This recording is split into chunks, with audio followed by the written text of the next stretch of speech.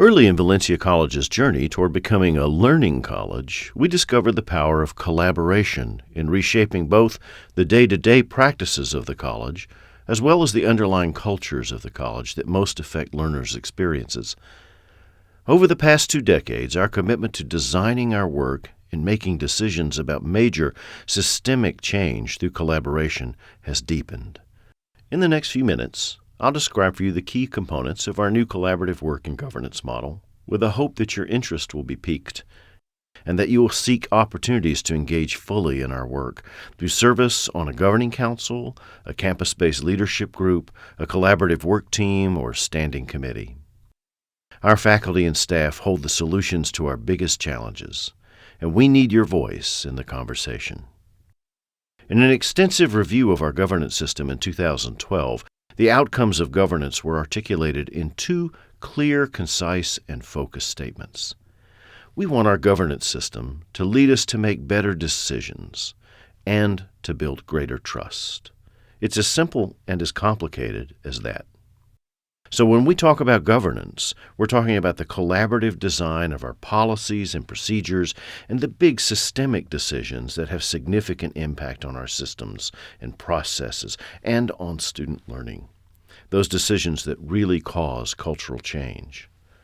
There are thousands of decisions that are made every day at Valencia in the regular course of business. Our governance system is designed to help us collaborate around the major decisions with significant impact.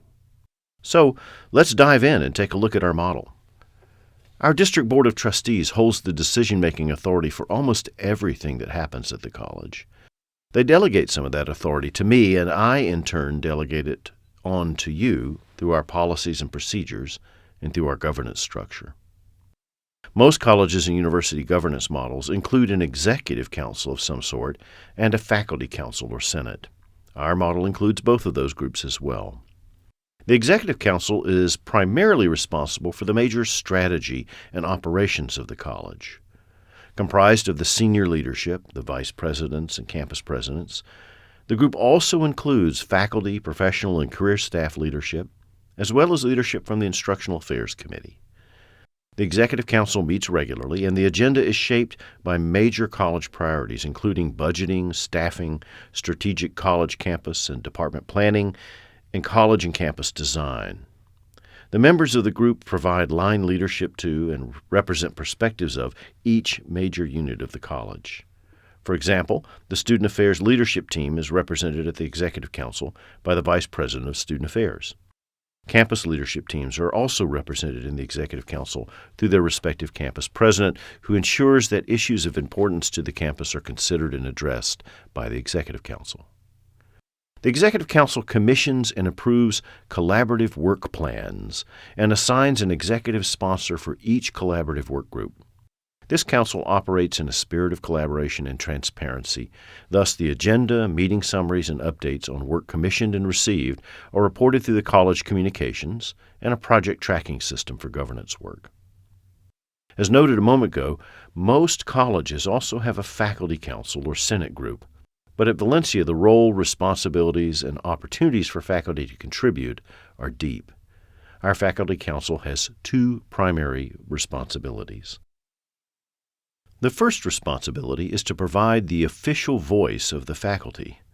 Since they also bear the responsibility for guarding academic speech and practice, including the welfare, rights, and responsibilities of the faculty, every policy that goes to the board will first go to the faculty council for review and comment. When the District Board of Trustees and I are making major policy-level decisions and we need to know what the faculty think on a particular issue, the Faculty Council is the place to go, where we can say, here's what we're thinking about. What do you think about it? And hear one voice rather than hundreds. Their second responsibility is to be stewards of faculty engagement, to be proactive in assuring that the faculty have every opportunity to engage in the big conversations about teaching and learning, standards, performance, and so on. We've invited them to that. They currently name the faculty members to the big conversations, but we want to go beyond that, so that as a council they are looking forward and notice what is happening in the larger higher education environment, what might be of critical interest to the faculty, and engage them in the conversation. The Faculty Council engages the collaborative work and governance model in several ways. Generally, the president of the Faculty Association, who also serves as chair of the Faculty Council, is given direct access to the District Board of Trustees, the college president, the senior team, and the Executive Council to effectively represent and engage the voice of the faculty in college governance. On matters directly affecting faculty practice and welfare, they may poll the larger faculty and represent the results to the administration and the trustees. The Faculty Council is organized and staffed according to the Faculty Association bylaws and meets regularly to consider any matters of concern to faculty rights, responsibilities, and welfare. On rare occasion, a collaborative work team on a major initiative may be commissioned from the Faculty Council. As with other councils, collaborative work teams commissioned by this group have an approved plan to plan and will represent both the key stakeholders and the best expertise for the work of collaborative design. Every commissioned project will have an executive sponsor who is a member of the senior team or designee who partners with the team to facilitate their work, and a Faculty Council sponsor as well. In Valencia's collaborative work and governance model, we've added a third council that is focused squarely on the college's core mission of learning.